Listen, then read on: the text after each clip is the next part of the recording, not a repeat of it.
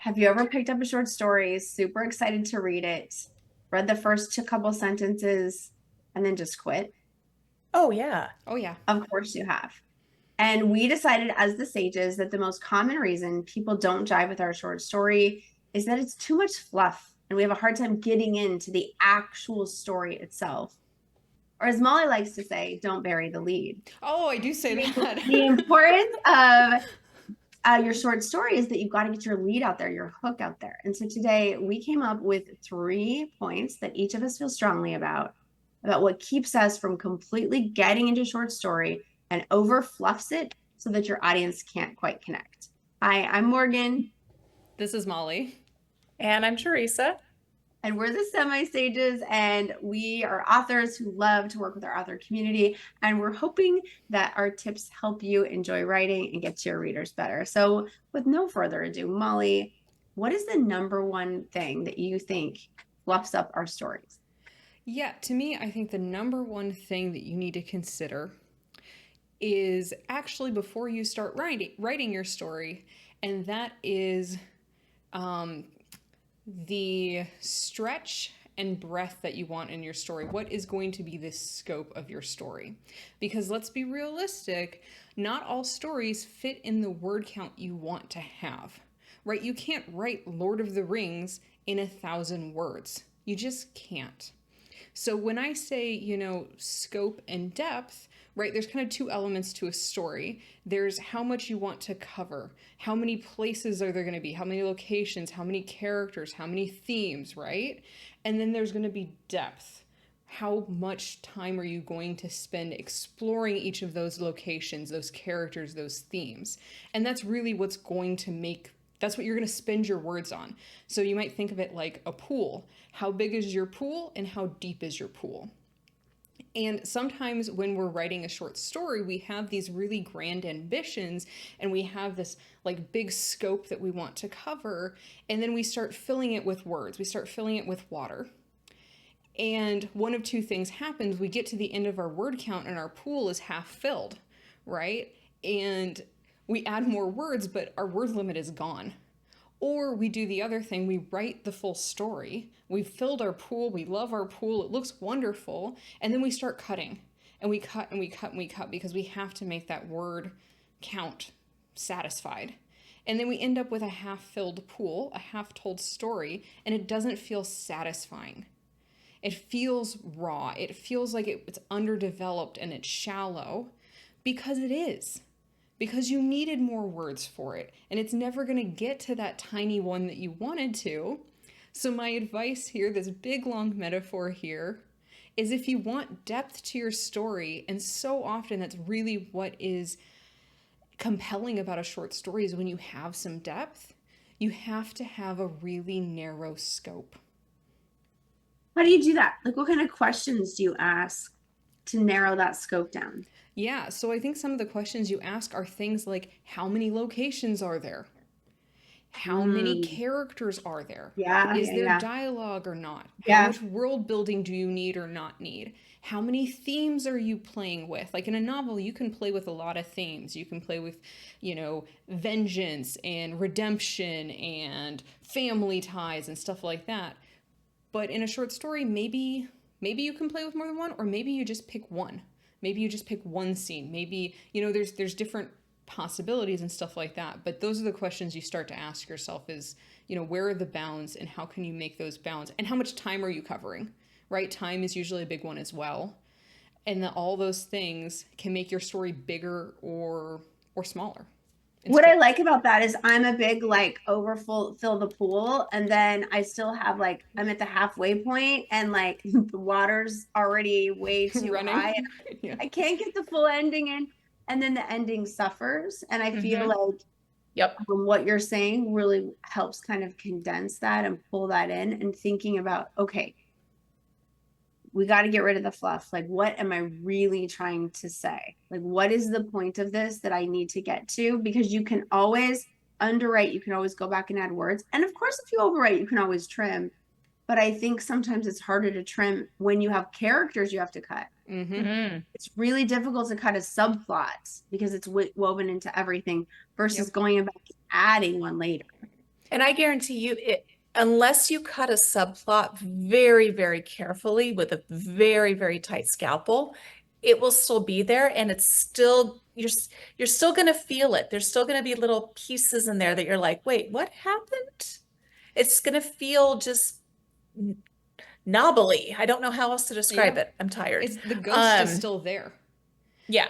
I think sometimes, Ooh. yeah, right, spooky October, right? Sometimes you can overwrite, you can underwrite, you can trim a story, but sometimes a story is too big for the word count you're going for, or it's too small for the word count you're going for.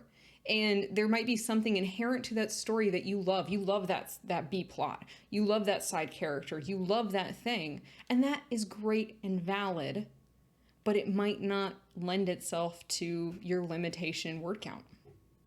So, takeaway, if as you're writing your short story, especially for our contest, that's 500 words or less, and you're realizing that story is more grand, maybe it's time to be like, you know what, I'm going to finish this story, but it's not right for this contest. Maybe it's right for another project. There's nothing wrong with saying like, dang, it's just not the right project. That's okay. Yep. Big deal. Don't force it. Theresa, will you tell people more about our contest? When is the deadline? What's coming up with this? Oh, we have the coolest contest. The deadline is October 19th, and it's one of our flash fiction ones, 500 words or less. Go to semisagesofthepages.com to submit to get the prompt. It's a very, very open-ended prompt that is about a spooky book that once discovered can't be forgotten. And so you can interpret that any way you want. 500 words or less. Number one winner gets $50 to either bookshop.org or PayPal, either one. Runner up gets $20. So there's good prizes in this one. So submit. We'd love to hear it. And Morgan, you want to tell them what we're doing on October 16th? Oh my gosh, Molly, thank you so much for asking. On October 16th, I'm going to be right here reading first pages with my two best friends, and we're going to be giving you feedback. Yeah, you. That's right. You've earned it. We're going to be giving you feedback on how to make your story even better so that you can enter on the 19th and win. And also, don't forget, winners get to be read right here on our channel, which is pretty cool. On the 30th, October 30th, we're having a Halloween party and we're reading our submissions and the winners. So check it out. All right, should we move on to number two? Number two tip to bleed the fluff out of your short story. Yep, it's time to take that knife and scalpel and go to town. And what you're going to be cutting specifically is over description. So have a fun time. If you're an overwriter like me, get it on the page. Don't stop yourself. Enjoy. And then go back and instead of over describing every character, pick the 2 or 3 details that they need to know. Do they need to know she's a neat freak, or do they really need to know that she keeps a secret diary under her bed? What best serves the plot? So picking the details that tell you about her or him or whatever character and sets up the future of the novel are really, or the story, are really important in short stories.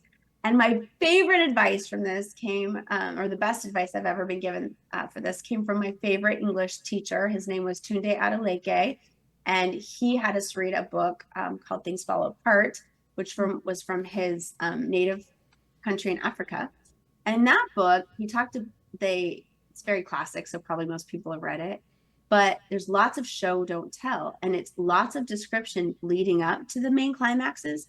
But then when the tension happened and a major character died or something really aggressive happened, there wasn't a lot of gore. So there would be a lot of things to scare you in the scenery. But then when like the main character dies, it's like 3 words. Then he died. Done.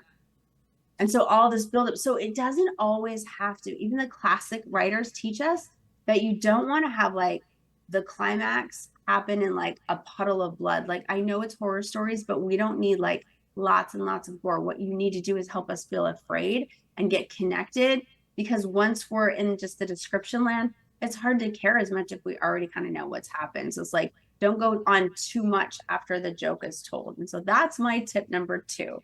And last, but certainly not least, Theresa, what is our third tip? The third tip is you got to cut those filler words. So easy ones. And what I actually really like to do for filler words is one of my edits is that I literally will do a find and go for just that. So I am terrible about so. I use so everywhere. Suddenly, actually, basically, literally. And then my favorites. I love these ones so much. And so if I ever do an editing project for you, I will cut these mercilessly. He smiled with his lips. What else would he smile with, for crying out loud? He nodded his head. Yep. Shrugged his shoulders. Also, yep.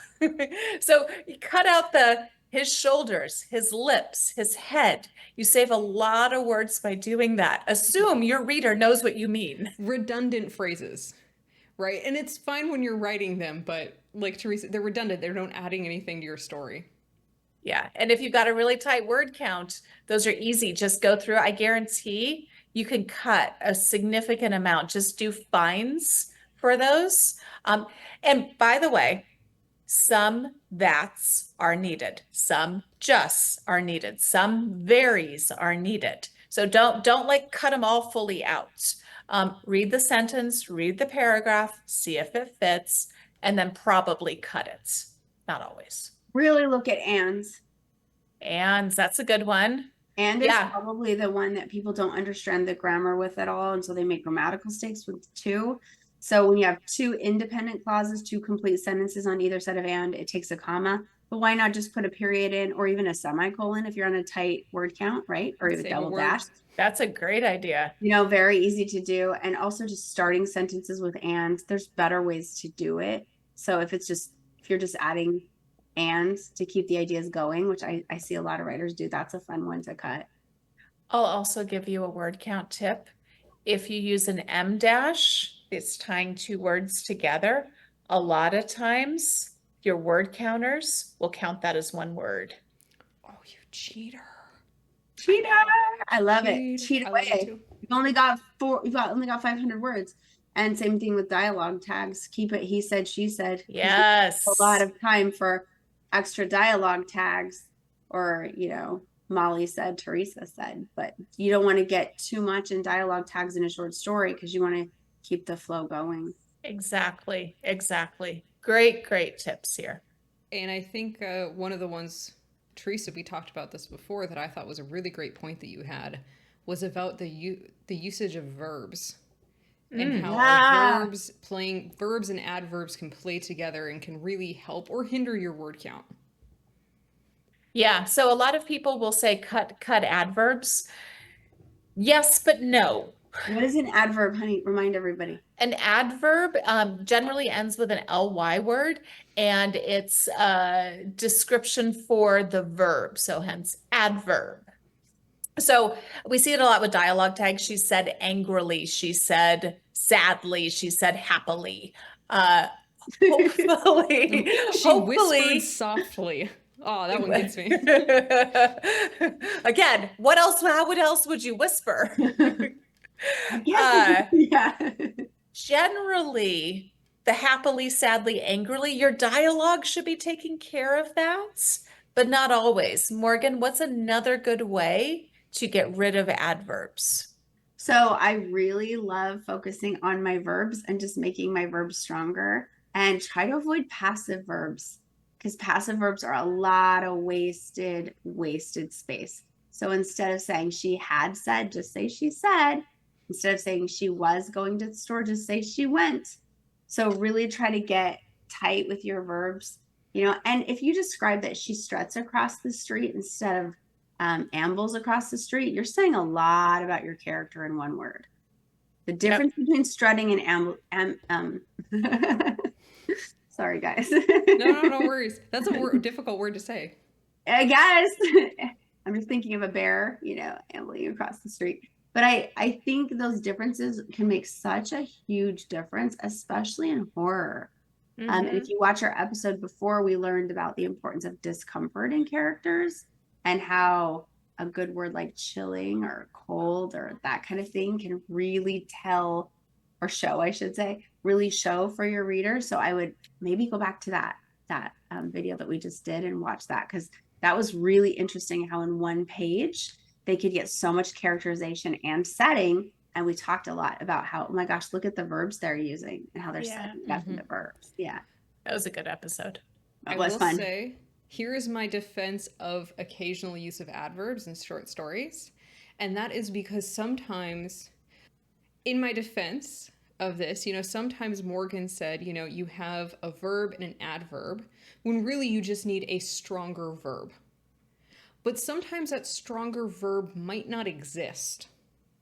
And so you might spend a sentence describing what you mean when a single adverb with a verb pairing would cut that down. Now, if we're writing a novel, we might want that extra description, we might want that extra sentence, and we still might want it here. It just depends on what you're adding through it. But if an adverb verb saves you a sentence or two and brings clarity, sometimes it's worth it on your word count for short stories. Well, and audience too, and the vernacular of your main character. That's a good point. Like you might not have a character who uses a word like ambulate, like that might not work, right? And so you need to choose something like stumbles, right? Or meanders. And so thinking about, just because the verb exists doesn't mean it's the right choice for your character or that setting, or even the kind of reader level that you're going for. And that's always most important, because if you just pepper in big words to save space, you're really going to hurt your connection with the audience, because that suspension of disbelief, to Molly's point, you're right on. That's a great point. Yeah, they're going to start realizing it's a story, and they're going to start thinking about the author, and we never want them to think about us. We want them in the story, not wondering why we chose that word. So bottom line, the key is balance, and tell the story you want to tell, and don't listen to so much of this that like you cut out all the passive verbs, all the adverbs, all the that's. You need to have some of it. It needs to sound normal. Exactly. So, but here's hoping we got you some tips to help bleed the fluff from your short story. Anything else? Any other oh by the ways or anything? Thank you for being here. Thanks for being here. If you want to come and hang out with us, where can they? Join us on our Discord, or you can connect with us on social media, YouTube. Yeah. Oh, sorry. That was Am weird. I glitching? Yeah. Here, you want to do it? Or you want me to do it? We're so close to done. Okay. Go ahead, Molly. Yeah. If you want to come hang with us, you can absolutely come hang out with us on Discord. That's the very best place. But we also have social media. You can send us an email, all sorts of things. If you go to our website, www.semisagesofthepages.com, you'll find all of that information, as well as information again about the contest and a lot of other wonderful things that we do. So we'd be excited. Go there and connect with us. Absolutely. We hope you enter. We hope you win. Definitely. Most importantly, we hope you have fun writing. All right. Yeah. So what Now are you go still write. doing here? Yeah, go write. We're all going to go write too, because we're behind on projects. So see you later. It's true.